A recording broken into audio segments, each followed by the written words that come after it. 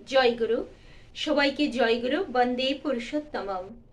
ভগবান শ্রীরামচন্দ্রের গুরু ছিলেন ঋষি বশিষ্ঠ, আর ভগবান শ্রীকৃষ্ণের গুরু ছিলেন সন্দীপন মুনি।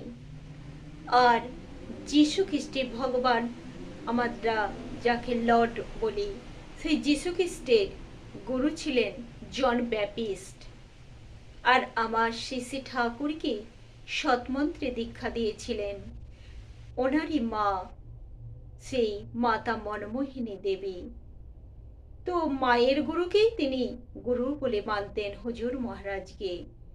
তো যাই হোক, এটাই কথা, ভগবানরা যুগে যুগে এসেছেন মানুষকে পথ দেখাতে, কিন্তু তারা তাদের জীবনে কিন্তু গুরুকরণ করেছেন।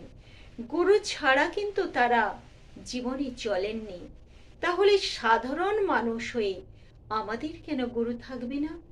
আমাদের তাহলে চলবো কি করে? আমাদের জীবনটা তো অন্ধকারে ভরে যাবে, তাই না? তাই তো আমরা আলো পাই না।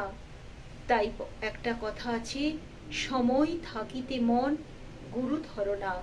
গুরু না ধরলে কিছুই হবে না।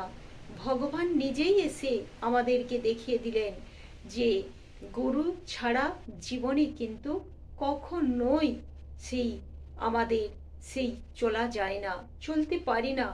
জীবনটা আমাদের কাছে মরুভূমি হয়ে যায়। তিনি আছেন বলেই আমরা সুস্থ সুন্দর ভালো আছি।